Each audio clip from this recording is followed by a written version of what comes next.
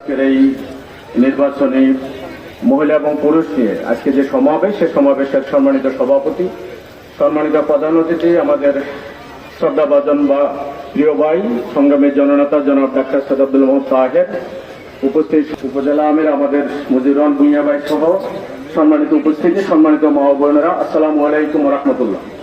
সম্মানিত উপস্থিতি, আপনারা জানেন এই 14 গ্রাম নির্যাতিত হয়নি। এখানে 14 জন শহীদ, অসংখ্য ভাইয়ের রক্ত, বাড়িঘরকে যারা তছনছ করেছে, আজকে তারা পালিয়ে গিয়েছে। বাংলাদেশে এখন আর তাদের কোনো অস্তিত্ব নেই। আজকে শোনা যাচ্ছে 14 গ্রামে নাকি নতুন আউলিয়া জন্মগ্রহণ করেছে। বাংলাদেশে 13তম আউলিয়া বাংলাদেশ থেকে পালিয়ে গেছে। 14 গ্রামে নতুন আউলিয়া জন্মগ্রহণ করে নতুন নতুন ফতুয়া জারি করছে। 14 গ্রামের মানুষকে হুমকি দিচ্ছে 2 ফিটের লাঠি তৈরি করবে। ওনারা জানেন না এই 14 গ্রাম 2 ফিটের লাঠিকে ভয় করে না, কারণ এগুলো আমরা অনেক আগে পার করে গিয়েছি।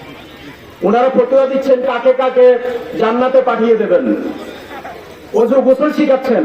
আবার ওই দিন শুনলাম নাকি কাপড়ের ব্যবসা ওনারা করবেন নির্বাচনের পরে। আমরা স্পষ্ট ভাষায় বলতে চাই, আপনারা এখনো 14 গ্রামকে চিনেননি। আপনারা 14 গ্রামের মাটির সাথে আপনাদের কোনো সম্পর্ক এখনো হয়নি। 14 গ্রামের জামায়াত ইসলামের ইসলামী ছাত্র শিবিরের নরসাদুল কর্মী বাহিনীর সাথে আপনাদের এখনো পরিচয় ঘটেনি। এই 14 গ্রামের ভোটাররা নির্বিঘ্নে ভোট দিবে, তারা তাদের মতামত প্রকাশ করবে। এই 14 গ্রামের লোকরা, 14 গ্রামের এই ভোটারদের নিরাপত্তার দায়িত্ব ইসলামী ছাত্র শিবির এবং জামায়াত ইসলামী। যারা হুমকি তমকি দিচ্ছেন, আমরা বলছি যে আপনারা ভয় দিতেছেন, আপনারা ভয় পাচ্ছেন। কারণ 1991 সাল এবং 96 সালের নির্বাচনের রেজাল্ট আপনারা জানেন, 7,000 আর 6,500 7,000 এরকম। এখন আপনারা পেশিবাদের সাথে হাত মিলিয়েছেন, যার কারণে আবার পেশিবাদের সাথে ছুড়ে আপনারা কথা বলছেন। আমরা স্পষ্ট ভাষায় বলতে চাই,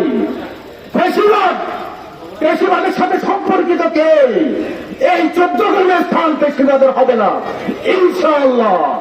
বাংলাদেশ জামায়াত ইসলামী সর্বাত্মকভাবে পেশিবাদের সুরে যারা কথা বলবেন, পেশিবাদের যারা আচরণ করবেন, শেখ হাসিনার সুরে যারা কথা বলবেন, তাদেরকে প্রতিহত করার জন্য প্রস্তুত আছে ইনশাআল্লাহ। আসসালামু আলাইকুম ওয়া রাহমাতুল্লাহ।